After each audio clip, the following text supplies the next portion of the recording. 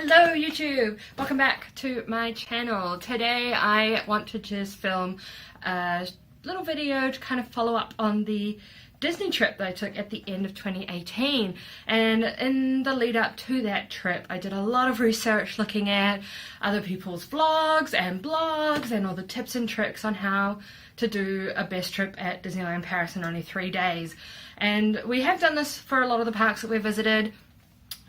In the past, when we went to Tokyo, there was so much information online. It was like, these are the busiest days, this is what the temperature is going to be, these are the snacks you should eat, this is what you should do first, which fast pass to get, and all of that. And so that was great. But we found that with Disneyland Paris, there wasn't a lot of that. And when we got there, we realized why. And that was because the parks aren't massive, and you really just gotta go with the flow, and in 3 days, you'll get everything done. So what I wanted to do was just give you my tips and tricks and pet peeves maybe about our time in the park, and really just share my experience with you guys. And I hope that you enjoy it, and that if there's any tips and tricks that you guys have, I'd love to hear them in the comments below. So I'd really love it if you guys subscribed and gave this video a thumbs up and joined me on my journey as I go through. So without any further ado, let's get into the tips and tricks. Okay, so first of all, I'm just gonna go with my tips and tricks, and they might not necessarily be groundbreaking, but I have a fair bit of experience with Disney. You know, I worked in the parks, I've worked on the cruise line. This is my 4th Disney park out overall. So this is, Catherine and I put this list together, and this is what we picked up and learned from our time there. My first tip is that you can see a pin book and get little buttons from City Hall in Disneyland Paris Park. We also tried to get them from the Walt Disney Studios guest information, but they weren't having any of it. They do, however, have little paper buttons. So I'm not sure if you can see here, but this is the little paper button that you can get from Walt Disney Studios guest services, and then these are the buttons that you can get from City Hall at Disneyland Paris. Now they do have these ones at Walt Disney Studios, but they don't want to give them to you. I don't know why, but they don't want to give them to you. I don't know why, but they gave us a really hard time trying to get these buttons at both guest services. You had to really push. They weren't really free with giving them away, which we thought was really strange. Also, the pin book is at City Hall, so if you're an avid pin trader like we are, then make sure you stop by City Hall and ask them to look at the pin book, and you know, you can do your usual trading rules there. Tip number 2 is that you can do single rider at Ratatouille. So when we went, we ran straight to Ratatouille to get a fast pass, and then at that time the single rider was only 10 minutes, so we got a fast pass, and then we went to ride Crush's Coaster. However, Crush's Coaster's single rider had gone up to 60 minutes, which was a ridiculously long wait time for a single rider line, and also we'd gotten up early to be there at park open, and so it just didn't make sense to do it. So what you could do is use that fast pass for another ride, say, you know, Tower of Terror or something like that, and ride through Ratatouille on the single rider line, because it would be faster. Tip 3 is one that we got from a cast member there. So we raced over to Walt Disney Studios to watch the 8 o'clock fireworks on our last day, and when we got there we asked a cast member, like, where is the best place to view this from, because this is our only shot, it's our last day, like, we want to get the best view. And they recommended that we watch it from right outside of Disney Junior Live on stage, and they were right. It was an amazing spot.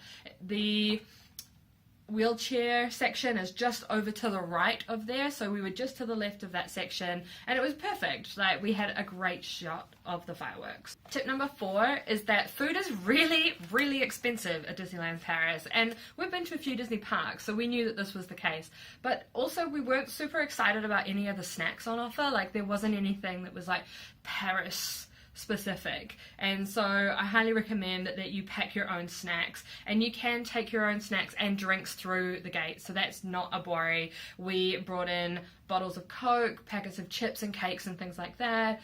We went to Starbucks in the morning and we got a Starbucks, and they let us take that through, and there was no problem at any of the security checkpoints. Tip 5 is that we highly recommend that you stay at Val d'Europe. If you are not staying on property at one of the Disney resorts, stay in Val d'Europe. We ended up staying at the Hyde Park Adagio, and it was like a little apartment. You can see it in my video. I will link it up there so you can go back and see our vlog, our travel day vlog, so you can see the full view of the room.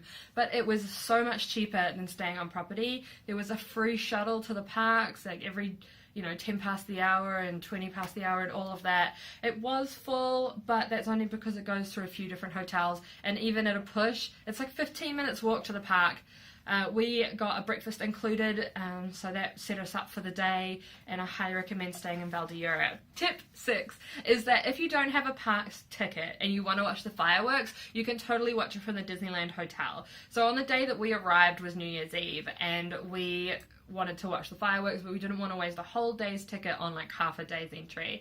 So we went exploring the Disneyland Hotel, and you could totally watch the fireworks from the Disneyland Hotel and get a great view of them without needing a park ticket, and it's totally doable. Tip 7 is to go with the Val d'Europe. So if you're staying in Val d'Europe, there is a big mall there, and you can go there to get all the things that you need. So there's an Al-Chan supermarket, which is like a big department store. It had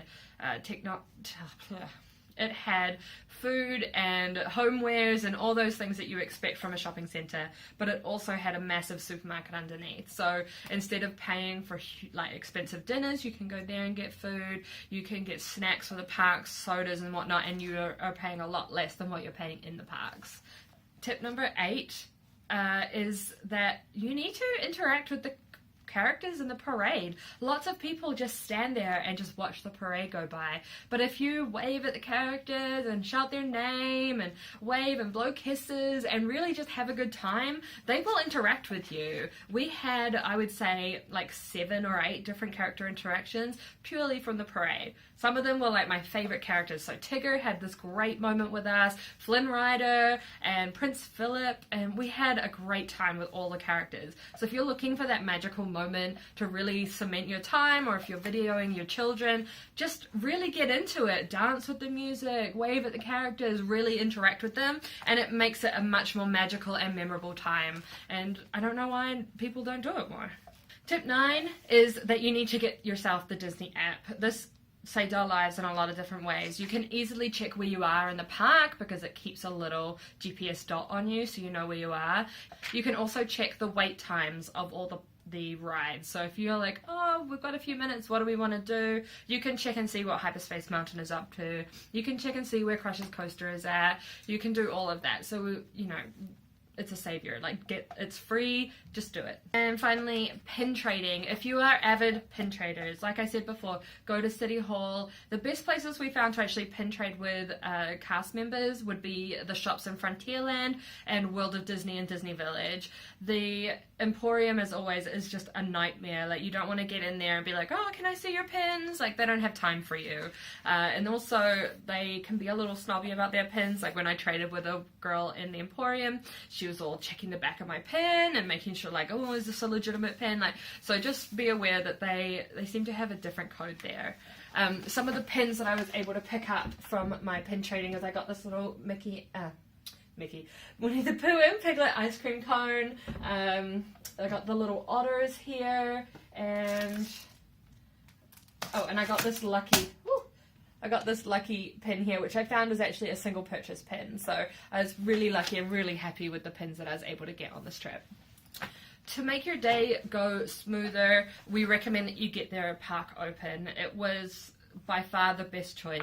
The park starts to get busy about midday, and of course there's extra magic hours in the morning, but if you're not there staying on property, get there at park open and get the fast pass to the ride that you want. So when we went to Disneyland Paris, the first thing we did was get a fast pass to Peter Pan because it's crazy. It's Catherine's favorite ride. We want to ride it, but we know that the lines are horrendous. So we went straight to Fantasyland. We got the fast pass for Peter Pan's flight, and then we rode another couple of rides. So first thing we did was we went and rode Pinocchio because it had a really short, like 10-minute wait or 20-minute wait, and it was great. And then we booked it over to Hyperspace Mountain and got on there, and so we were able to get our rides like that we really wanted to ride super fast.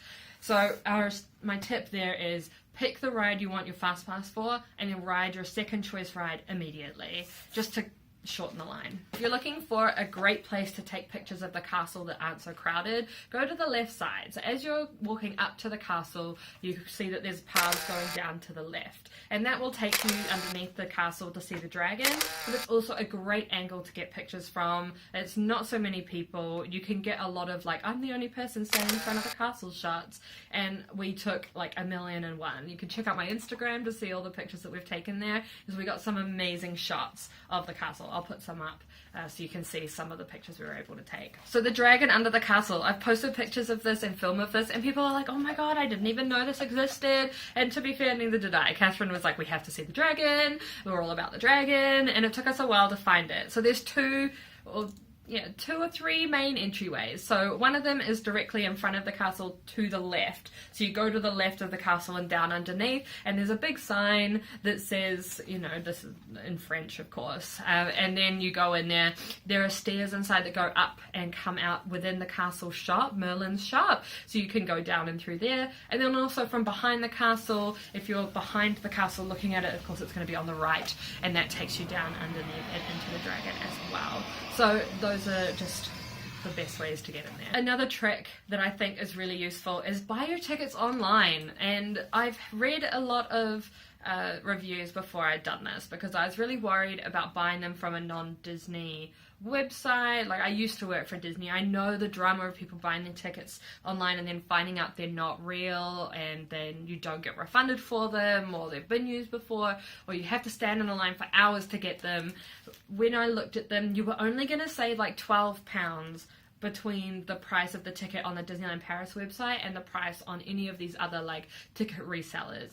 So we bought our tickets ahead of time, we printed them off, and then when we got there, we were able to go straight to this little machine. You scan your barcode, it spits out your tickets, and you're into the park, you're good to go. So I highly recommend buying your tickets online.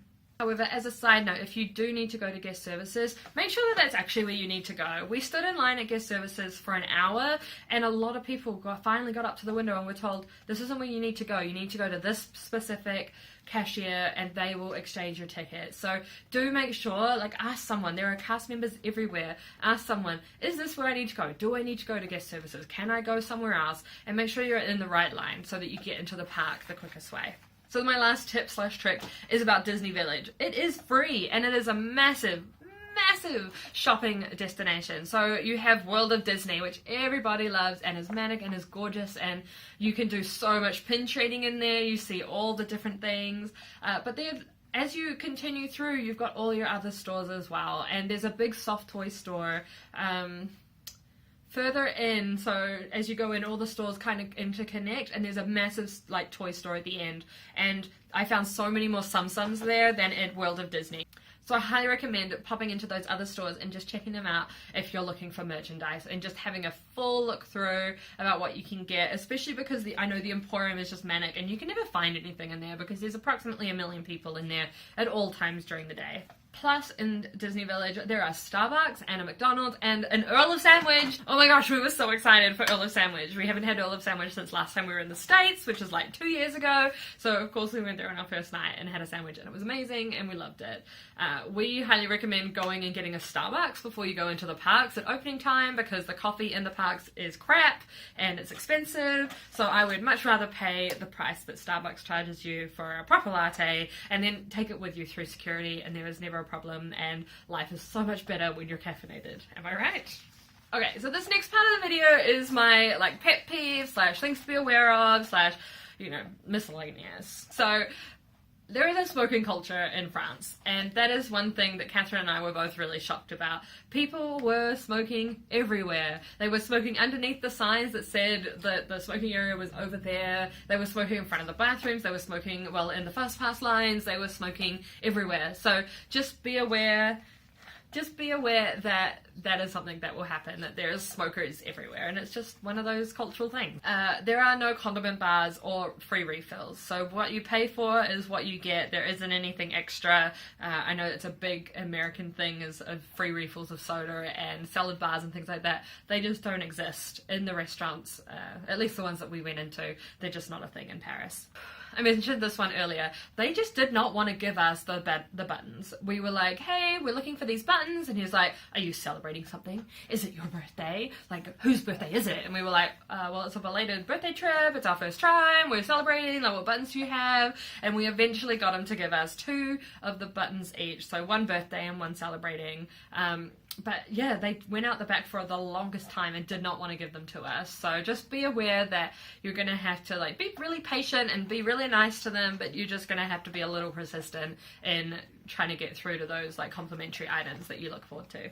Also, they said that the buttons languages change depending on the amount of visitors they have in the park or what they're predicting. So I think the birthday one says joyous anniversary.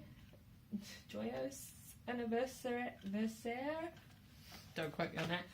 So I think the birthday button is in French, but the I'm celebrating button isn't in French. And he's like, no, we have nothing that's in French at the moment because we're predicting a majority English speaking tourists, and that's what we get delivered. So we were a little disappointed in that because we wanted the French versions. We went to France, we wanted French versions of the buttons, but c'est la vie. People are really pushy in lines, and if you've ever been to the Florida parks, you'll know that this is just something that happens.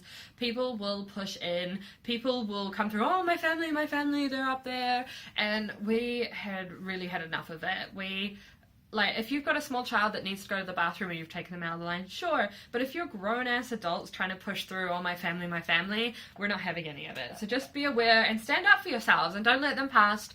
And just, how do you know that their family really is up there? And that's all I'm saying. So just be aware that people get really pushy in lines.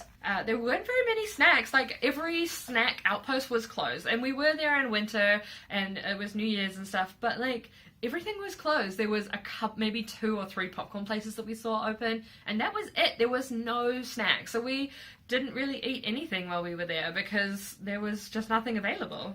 And the last thing I'll say is that I found that the Disney culture wasn't really a thing there, and that was really hard. So that was everything. So let me know if you guys have any Disney trips or tricks for Disneyland Paris. Have you guys been? Are you looking to go? Let me know in the comments below. I would love to hear your stories.